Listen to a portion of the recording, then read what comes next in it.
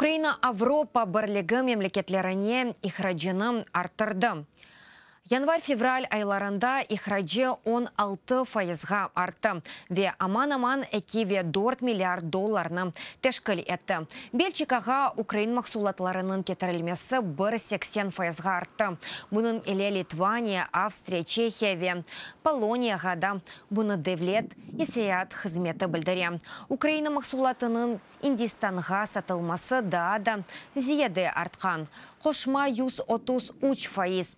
Иран ве Түркияде де Украин малының артмасы қайдетілі. Бұның еле Қытайға ихраджы 41%-ға ексілді.